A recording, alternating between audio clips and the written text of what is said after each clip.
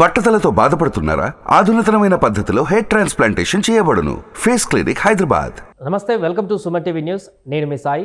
ఏపీలో ఇప్పటికే అన్ని పార్టీలు అభ్యర్థులను ప్రకటించినప్పటికీ కూటమిలో అయితే ఇంకా కొంత క్లారిటీ రావాల్సినటువంటి అవకాశం ఉన్నట్టు కనపడుతుంది. ఇప్పటికీ ప్రకటించినటువంటి కొన్ని స్థానాలలో కూడా ఇంకా మార్పు చేర్పులు జరిగేటువంటి అవకాశం ఉంది అనేటువంటి చర్చ కొనసాగుతుంది.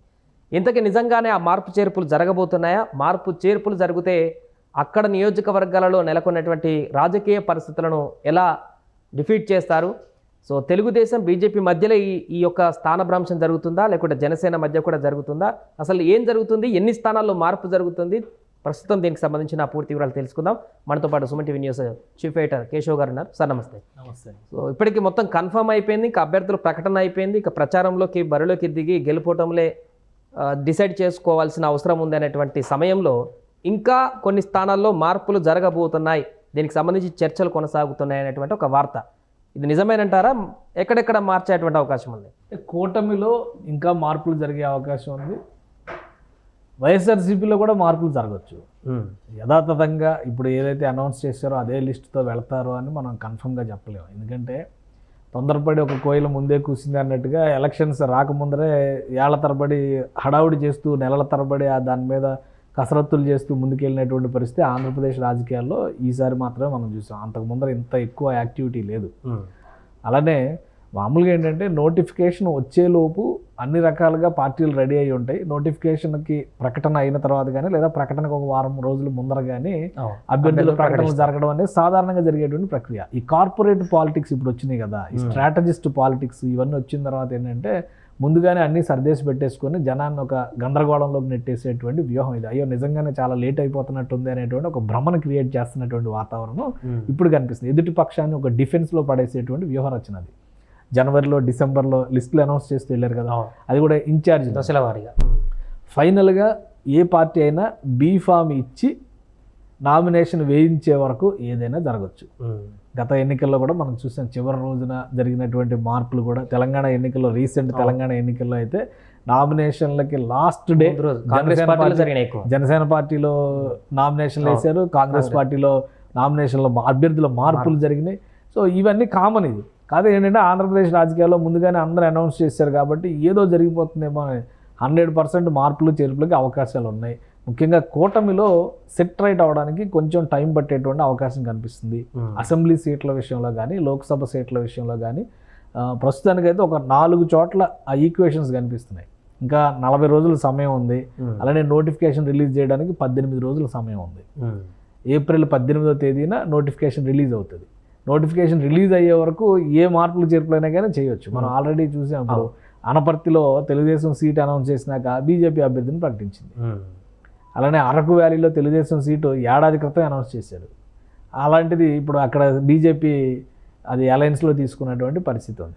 సో అదే లెక్కల ప్రకారం చూస్తే, ఇప్పుడు ఉన్నటువంటి సమాచారం ప్రకారం చూస్తే మనం 3 పార్లమెంటు స్థానాల్లో మార్పులు చేర్పులకి అవకాశం కనిపిస్తుంది. అలానే ఒక అసెంబ్లీ నియోజకవర్గానికి సంబంధించి మార్పు కనిపిస్తుంది. ఇవి కాకుండా ఇంకొక 3-4 అసెంబ్లీ నియోజకవర్గాల్లో కూటమిలో మార్పులు చేయడానికి అవకాశాలు ఉన్నాయి. ఈ 3 పార్లమెంట్లో రఘురామకృష్ణరాజు ఉన్నారా, లేకుంటే ఆ నియోజకవర్గం లేదా? అది కూడా అంటే రఘురామకృష్ణరాజుకి సంబంధించి ఎక్కువ చర్చ జరుగుతుంది. ఆయన ఏ విధంగా అకామిడేట్ చేయాలనే దాని మీద వర్క్ చేస్తున్నారు. అది క్లారిటీ ఇవ్వడానికి కూడా ఇంకొక 2-3 రోజులు, కనీసం 5వ తారీఖు వరకు మనం వెయిట్ చేయాల్సినటువంటి పరిస్థితి అయితే కనిపిస్తుంది. ఎందుకంటే ఇంకొక వార్త వినపడుతుంది, ఈ ఎన్నికల్లో కనుక ఆయనకు అవకాశం ఇవ్వకపోతే అసలు రాజకీయ సన్యాసమే తీసుకుంటారు, ఇక రాజకీయాల్లోకి రారు అనేటువంటి వార్త కూడా చక్కర్లు కొడుతుంది. మరి ఇప్పుడు రాజకీయ సన్యాసం తీసుకుంటే ఆయనకి ఎక్కువ నష్టం జనానికంటే కూడా. ఎందుకంటే ఆయన చేస్తున్నటువంటి యాక్టివిటీ అంతా కూడా పొలిటికల్ ఎఫిలియేటెడ్ ఉన్నటువంటి యాక్టివిటీనే నడుస్తుంది. కాబట్టి అంత ఈజీగా ఆయన రాజకీయ సన్యాసం తీసుకుంటారని నేను అనుకోవట్లే. కానీ మార్పులు చేర్పులకి ఉన్నటువంటి అవకాశాలను మాత్రం చాలా సీరియస్గా కూటమి కన్సిడర్ చేస్తుంది. ప్రధానంగా నరసాపురం లోక్సభ స్థానం విషయంలో, అభ్యర్థి విషయంలో బీజేపీ ప్రకటించినటువంటి అభ్యర్థి బలమైన అభ్యర్థి కాదు అనేటువంటి మాట సొంత నియోజకవర్గాల్లో ఉన్నటువంటి సొంత పార్టీల నేతలే వ్యక్తపరుస్తున్నటువంటి పరిస్థితి ఉంది. సో ఇది చాలా సీరియస్గా కూటమిలో డిస్కషన్ జరుగుతుంది. ఆ మార్పు చేయకపోతే కనుక ఆ పరిధిలో ఉన్నటువంటి అసెంబ్లీ స్థానాల్లో కూడా ప్రభావం కనిపిస్తుంది అనేది చాలా క్లియర్గా చెప్తున్నారు. ప్లస్ అటు వైఎస్ఆర్సీపీ నిలబెట్టినటువంటి ఉమాబాల కూడా బలమైనటువంటి ప్రత్యర్థి కాదు. సో సో గెలవడానికి అవకాశం ఉన్నటువంటి సీటు అనేటువంటి నమ్మకం ఉంది. ఎందుకంటే ఆమె రాజకీయంగా అంత యాక్టివ్గా ఉన్నటువంటి పరిస్థితి లేదు. పైగా రఘురామకృష్ణరాజు చేసినటువంటి యాక్టివిటీస్ కానీ, ఈ గతంలో జరిగినటువంటి ఇన్సిడెంట్స్ కానీ వీటన్నిటిని దృష్టిలో పెట్టుకొని చూసినా ఆ నియోజకవర్గం పరిధిలో ఉన్నటువంటి రాజులకి, క్షత్రియులకి సంబంధించినటువంటి ఓటు బ్యాంక్ కానీ ఇవన్నీ కూడా కలిసి రావాలంటే ఖచ్చితంగా అభ్యర్థిని మార్చాలి, బలమైనటువంటి అభ్యర్థిని తీసుకురావాలి. గతంలో గోకరాజు గంగరాజుకి ఆ నియోజకవర్గం కేటాయించారు 2014లో. ఆయన అక్కడి నుంచి గెలిచారు, కూటమి అభ్యర్థిగా 2014లో గెలిచారు. ఇప్పుడు ప్రకటించినటువంటి అభ్యర్థి పార్టీకి లాయలిస్ట్గా ఉన్నటువంటి అభ్యర్థి కావచ్చు, కానీ ప్రజల్లో అంత ఆకర్షణ, జనాకర్షణ ఉన్నటువంటి నాయకుడు కాదు అనేటువంటి అభిప్రాయం. సింపతితో పాలిటిక్స్ గెలవలేరు కదా. సో అది చాలా సీరియస్గా కన్సిడర్ చేస్తున్నారు. అలానే అభ్యర్థుల ప్రకటనల విషయంలో, ఎంపికల విషయంలో కూడా చాలా విమర్శలు పురంధేశ్వరి గారు రాష్ట్ర అధ్యక్షురాలిపైన వైసీపీ చేసింది, కూటమిలో జరిగినటువంటి విమర్శలు, కొందరు దురుద్దేశపూరితంగా చేసిన వీటన్నిటిని కూడా చాలా సీరియస్గా తీసుకుంది భారతీయ జనతా పార్టీ. ఈరోజు ఎలక్షన్ కమిషన్ కూడా కంప్లైంట్ చేశారు, వైఎస్ఆర్సీపీ మీద చర్యలు తీసుకోవాలి అని. టికెట్లు అమ్ముకున్నారు, సీట్లు అమ్ముకున్నారు, ఇట్లాంటి ప్రచారం చేసినటువంటి నాయకుల మీద కంప్లైంట్ ఇచ్చారు. సో ఇప్పుడు ఇక్కడ నరసాపురం సీటు దగ్గరకు వచ్చేసరికి ఏంటంటే బలమైన అభ్యర్థిని పెట్టకుండా ఏదో ఒక మంత్రాంగం నడిచింది అనేటువంటి చర్చ ఉంది. రఘురామకృష్ణరాజు గారు స్వయంగా కొన్ని విమర్శలు చేశారు కదా, సోము వీర్రాజు గారు ఇన్వాల్వ్ అయ్యారు, వీళ్ళందరూ ఇవన్నీ కూడా ఆవేశంలో చేసిన ప్రకటనలు కావచ్చు, విమర్శలు కావచ్చు. కానీ అంతర్లీనంగా ఇక్కడ వస్తున్నటువంటి డిస్కషన్ ఏంటంటే నరసాపురం సీటుని ఒకవేళ రఘురామకృష్ణరాజుకి ఇవ్వని పక్షంలో ఆ సీటుకి సంబంధించి ఒక నిర్ణయం తీసుకోవాలంటే తెలుగుదేశం పార్టీకి ఆ సీటు కేటాయించి ప్రత్యామ్నాయంగా భారతీయ జనతా పార్టీ ఏలూరు లోక్సభ స్థానాన్ని తీసుకోవాలనేటువంటి ప్రతిపాదన చాలా బలంగా వినిపిస్తుంది. ఒకవేళ అదే జరిగితే టీడీపీ అభ్యర్థిగా నరసాపురం నుంచి రఘురామకృష్ణరాజు అక్కడ బరిలో దిగుతారు. తెలుగుదేశం పార్టీ ఏలూరుకి ఆల్రెడీ క్యాండిడేట్ని అనౌన్స్ చేసింది, మహేష్ యాదవ్ని.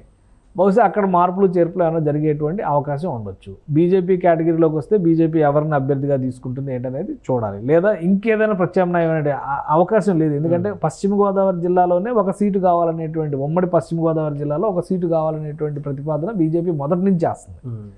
ఏలూరులో తపన్ చౌదరి చాలా వర్క్ చేశారు, ఆయనకి ఇస్తారు సీట్ అని కూడా అనుకున్నారు. సో ఆయన తీవ్రమైనటువంటి అసంతృప్తిలో ఉన్నారు.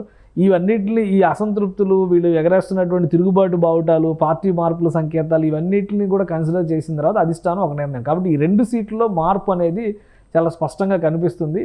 బహుశా 2-3 రోజుల్లో దాని మీద ఒక ప్రకటన చేయొచ్చు. ఇంకొక కీలకమైనటువంటి స్థానం కూడా కడప పార్లమెంటు స్థానం పరిధిలో కూడా చర్చ ఎక్కువ జరుగుతుంది. ఇప్పుడు షర్మిల కూడా నిలబడుతుంది కాబట్టి కొంచెం కీలకంగా మారేటువంటి స్థానంగా ఉంది. ఇప్పుడు ఆ సీట్ని తెలుగుదేశం పార్టీ కూటమిలో భాగంగా భూపేష్ రెడ్డికి కేటాయించింది. అయితే అతను కొంచెం యంగ్స్టరు, అక్కడ ఉన్నటువంటి బలాబలాల రీత్యా చూస్తే వాస్తవానికి కడప పార్లమెంట్ స్థానంలో ఎన్ని రకాలుగా చెప్పుకున్నా కానీ కనీసం 4.5 లక్షల ఓట్లు తెలుగుదేశం పార్టీకి ఉన్నాయి.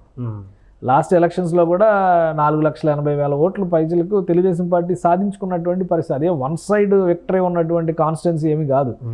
కాకపోతే ఆ కుటుంబానికి ఉన్నటువంటి పట్టు నేపథ్యంలో వరుసగా ఓటమి వస్తుంది. దానికి కారణం రాజశేఖర రెడ్డి గారు కానీ వివేకానంద రెడ్డి గారు వేసినటువంటి పునాదుల కింద మనం చూడాల్సి ఉంటుంది. సో ఇప్పుడు ఈ కొత్త తరం నాయకుల్ని ఎదుర్కొనేటువంటి క్రమంలో కూడా గతంలో కూడా 3 లక్షలు రాజశేఖర రెడ్డి గారు ఉన్నటువంటి సందర్భంలో కూడా ఒక్కసారి బహుశా 4 లక్షల ఓట్ల మెజారిటీ వచ్చింది. ప్రతి సందర్భంలో 1,00,000-1,50,000 ఓట్ల మెజారిటీతోనే బయటపడుతున్నటువంటి పరిస్థితి ఉంది. సో ఇప్పుడు బీజేపీ, టీడీపీ, జనసేన కూటమి నేపథ్యంలో ఆ సీటు సీనియర్లకు ఇవ్వాలి అనేటువంటి ప్రతిపాదన వస్తుంది. దీనికి సంబంధించి జమ్మలమడుగు ఎమ్మెల్యే అభ్యర్థిగా బీజేపీ ప్రకటించినటువంటి ఆదినారాయణ రెడ్డి లాస్ట్ ఎలక్షన్స్లో కూడా ఆయన చాలా బలంగా కృషి చేసినటువంటి పరిస్థితి ఉంది. లాస్ట్ ఎలక్షన్స్లో ఆయన కూడా 4.5 లక్షల ఓట్లు టీడీపీ అభ్యర్థిగా ఆయనే నిలబడ్డారు. ఎలక్షన్స్ తర్వాత ఆయన బీజేపీలోకి వెళ్ళినటువంటి పరిస్థితి. సో ఈ లెక్కలన్నింటినీ దృష్టిలో పెట్టుకుని జమ్మలమడుగు అసెంబ్లీ స్థానాన్ని భూపేష్ రెడ్డికి కేటాయించి ఈయనకి పార్లమెంటు స్థానం ఇవ్వాలనేటువంటి ప్రతిపాదన ఒకటి చాలా బలంగా జరుగుతుంది. ఆల్రెడీ బీజేపీ అధిష్టానం దీనికి ఓకే చెప్పినట్టుగా తెలుస్తుంది. ఎందుకంటే దీనివల్ల మరొక పార్లమెంటు స్థానం అదనంగా పెరుగుతుంది. ఇప్పుడు 6 పార్లమెంట్లో బీజేపీ పోటీ చేస్తుంది, అంటే 7వ పార్లమెంట్ యాడ్ అవుతుంది. టీడీపీకి వచ్చే అడ్వాంటేజ్ ఏంటంటే 144 అసెంబ్లీలో పోటీ చేస్తే ఇంకో స్థానం అక్కడ పెరుగుతుంది, 145 అసెంబ్లీలు అవుతుంది. సో ఈ లెక్కలు దృష్టిలో పెట్టుకొని ఉభయ కుశలోపరి అన్నట్టుగా 2 పార్టీలు కూడా అధిష్టానాలు ఈ విషయంలో సానుకూలంగానే ఉన్నట్టుగా తెలుస్తుంది. ఆదినారాయణ రెడ్డి, భూపేష్ రెడ్డి కూడా బంధుత్వం ఉంది, బాబాయ్ అబ్బాయి వరుస ఉంది. కాబట్టి కుటుంబంలో ఉన్నటువంటి దీన్ని కూడా ఒక రకంగా పరిష్కరించుకునే అవకాశం కనిపిస్తుంది అనేటువంటి సంకేతాలు. సో దీనికి అధిష్టానాలు యాక్సెప్ట్ చేస్తున్నటువంటి పరిస్థితుల్లో ఈ 3-4 రోజుల్లో దీనిపైన ఒక క్లారిటీ ఇస్తే కనుక 3 పార్లమెంటు స్థానాలు అలానే ఒక అసెంబ్లీ స్థానంలో అక్కడ అభ్యర్థి మార్పు అనేది చాలా స్పష్టంగా కనిపిస్తుంది. వీటితో పాటు ఒక 4-5 కాన్స్టిట్యున్సీస్లో భారతీయ జనతా పార్టీ మళ్ళీ రివ్యూ చేస్తున్నట్టుగా ఒక సమాచారం వస్తుంది. అలానే జనసేన పార్టీ, టీడీపీ కూడా అక్కడ మార్పులు చేర్పుల మీద ఫోకస్ పెడుతున్నట్టు, తిరుగుబాటు సమస్య కావచ్చు, అంటే రెబల్స్ బెడద కావచ్చు. ఇప్పుడు అవనగడ్డ పైన చర్చ ఇప్పుడు అవనగడ్డలో దాదాపు అటువంటి వాతావరణమే ఉంది. ఇప్పుడు ఆ పార్టీ నుంచి తీసుకొచ్చి ఇక్కడ సీట్ ఇస్తున్నారు, ఇక్కడ బలమైన నాయకులను వదిలేస్తున్నారు అనేటువంటి వాదన ఉంది. అయితే గెలవడం అనేటువంటి ఈక్వేషన్ దృష్టిలో పెట్టుకుని ఆ నిర్ణయాలు తీసుకున్నట్టుగా అధిష్టానాలు చెప్తున్నాయి. సో ఈ అవనగడ్డ లాంటి స్థానం కావచ్చు, అలానే అనపర్తి కావచ్చు, అలానే ఇంకొకటి అరకు వ్యాలీ కావచ్చు, విశాఖ పరిధిలో ఉమ్మడి విశాఖ పరిధిలో ఉన్నటువంటి నియోజకవర్గాల్లో అభ్యర్థుల ప్రకటన విషయంలో 1-2 సార్లు బీజేపీ మరోసారి సమీక్షించేటువంటి ప్రయత్నం చేస్తున్నట్టుగా తెలుస్తుంది. ఎందుకంటే ఇప్పటివరకు వస్తున్నటువంటి గ్రౌండ్ రిపోర్ట్స్ ప్రకారం బీజేపీ తీసుకున్నటువంటి 10 నియోజకవర్గాల్లో ఎక్కడా గెలిచేటువంటి పరిస్థితి లేదు అనేటువంటి ఫీడ్బ్యాక్ ఎక్కువగా వస్తుంది. సో ఒక 3-4 నియోజకవర్గాల్లో మాత్రం టఫ్ కాంటెస్ట్ ఉంటుంది. ఉదాహరణకి విజయవాడ వెస్ట్ కావచ్చు, కైకలూరు కావచ్చు, విశాఖపట్నం నార్త్ కావచ్చు, ఈ కాన్స్టిట్యున్సీల్లో కొంత గట్టి పోటీ ఇచ్చే అవకాశం ఉంది.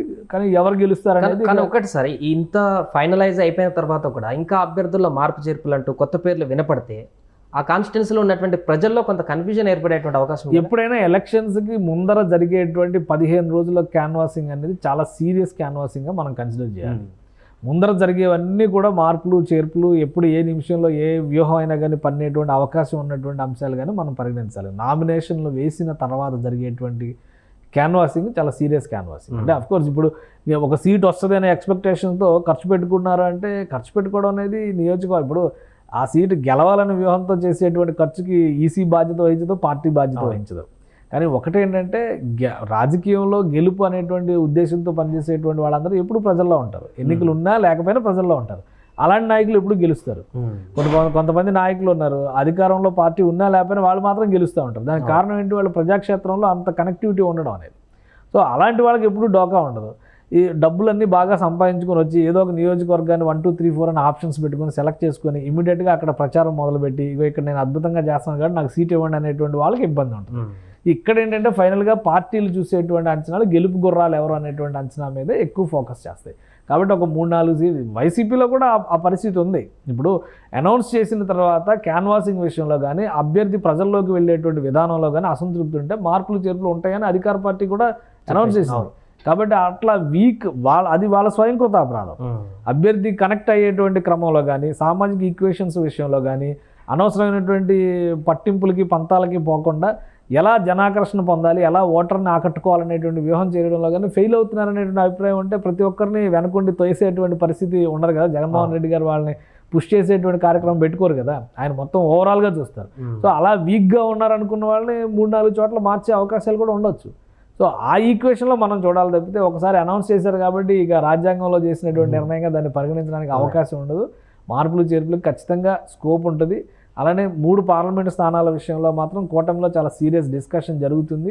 దానిపైన ఒక చర్య తీసుకోవడానికి కూడా ఆస్కారం ఉంది. Right sir. సో మొత్తానికి అది ఇంకా ఒక 4 స్థానాలు, అంటే 3 పార్లమెంట్, ఒక అసెంబ్లీ స్థానాల్లో కూడా టీడీపీ బీజేపీ మధ్య కొంత మార్పు చేర్పులు ఉండేటువంటి అవకాశం ఉన్నట్టుగా తెలుస్తుంది. ఈ మార్పు చేర్పుల తర్వాత ఇంకా పూర్తి స్థాయిలో అభ్యర్థుల ఫైనలైజేషన్ అనేది కనపడేటువంటి అవకాశం ఉంది. దాంట్లో ఈ ఏలూరు కానీ, ఈ నరసాపురం కానీ, అదేవిధంగా అటు కడప పార్లమెంట్ సెగ్మెంట్లు ఉన్నట్టుగా ప్రధానంగా వినిపిస్తున్నటువంటి చర్చ.